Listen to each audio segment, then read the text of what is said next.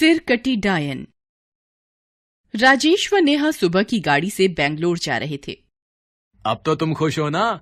जो तुमने चाहा वो हो रहा है। जी बिल्कुल, पता तो था हम कभी तो बेंगलोर रहेंगे, पर शादी के 6 महीने बाद ही वहां जाएंगे, ये नहीं पता था।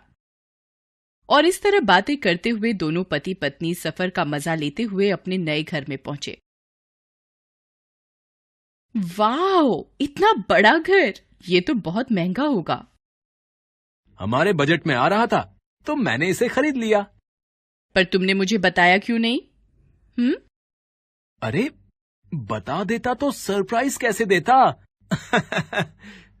दोनों काफी थके होते हैं तो जाकर सो जाते हैं, पर अपने नए घर की खुशी में नेहा को नींद ही नहीं आती। रात के 2:30 बज चुके थे और नेहा अभी तक नहीं सोई। वह उठकर फ्रिज से पानी पीने जाती है और जैसे ही नेहा पानी पीकर किचन की लाइट बंद करती है, उसे महसूस होता है कि किचन में कोई खड़ा है, पर लाइट ऑन करने पर कोई दिखाई नहीं देता, तो इसे अपना भ्रम समझकर नेहा अपने कमरे में जाकर सो जाती है। सुबह जब नेहा और राजेश की आंख खुलती है तो वो देखते हैं कि पूरे घर की छत पर मकड़ी के जाले लगे हैं। ये देखकर नेहा जोर से चिल्लाती है, क्या तुमने यहाँ आने से पहले घर की सफाई नहीं करवाई थी? सफाई तो करवाई थी। रुको, मैं अभी फोन करके पूछता हूँ जिसने ये घर मुझे दिलवाया था। राजेश उस आदमी को कई बार फोन करता है, पर हर बार बस एक ही आवाज, check the number you have dialled, check the number you have dialled. पता नहीं क्या हो गया है। कल ही तो बात हुई इसी नंबर पे, अब नंबर मिल ही नहीं रहा है। छोड़ो, तुम ऑफिस जाओ, मैं किसी एजेंसी से कहकर कुछ घंटों के लिए किसी लेडी को हायर कर लूंगी। राजेश अपने ऑफिस चला जाता है और तब नेहा मोबाइल में एक एजेंसी को कॉल करके एक लेडी को 5 घंटे के लिए हायर करती है। मगर जैसे ही नेहा ने फोन रखा, एक दीवार पर ठक ठक की आवाज आने लगी। नेहा को लगा पीछे कोई जानवर होगा। नेहा छत पर जाकर उस ओर झांक कर देखती है कि एक औरत अपना सिर दीवार पर मार रही होती है और देखते ही देखते वो सिर गर्दन से लुढ़क कर जमीन पर गिर जाता है। ये भयानक नजारा देखकर नेहा बेहोश हो जाती है। कुछ देर बाद घर की डोरबेल बजती है, जिसकी आवाज से नेहा की बेहोशी टूटती है और वो दरवाजा खोलने जाती है। क्या मैडम, मैं कब से घंटी बजा रही है? सो गई थी क्या आप? नेहा सोच में पड़ जाती है कि आखिर मैं छत पर क्यों लेटी हुई थी, क्योंकि नेहा को कुछ याद नहीं होता। कुछ नहीं, मैं सो ही रही थी। तुम इस कमरे से सफाई शुरू करो। देवा रे देवा, इतने सारे मकड़ी के जाले! नेहा उसकी बात सुनकर उसे गुस्से से घूर कर देखती है। नेहा को गुस्से में देखकर नौकरानी घबरा जाती है और बोलती है, मैं अभी सारा घर साफ कर देगी, आप बस देखते जाओ मेरे को।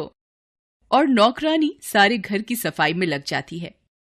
जैसे ही वह छत पर सफाई करने जाती है, जोर से चीख की आवाज आती है। नेहा भागकर छत पर जाती है।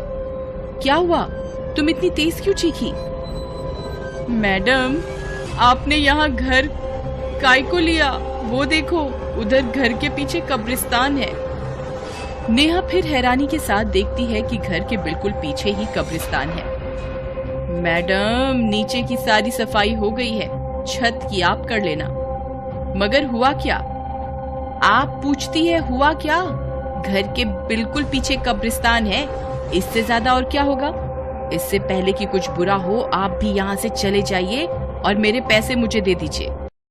नेहा नौकरानी को पैसे देती है और घर का दरवाजा बंद कर देती है। दरवाजा बंद करते ही एक और दरवाजा बंद होता है।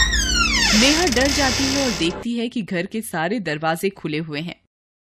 घर के सारे दरवाजे खुले हैं तो आवाज कहां से आई? नेहा ने सब जगह देखा तो कोई नहीं था। तभी नेहा की नजर शीशे पर पड़ी।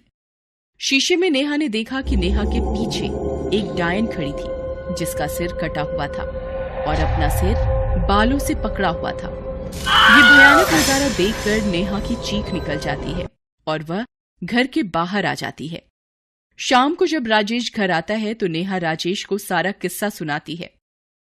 नेहा की बात पर राजेश को विश्वास तो नहीं होता, पर नेहा को दिलासा देने के लिए राजेश बोलता है, तुम चिंता मत करो, अब मैं आ गया हूं ना, चलो अब अंदर चलते हैं।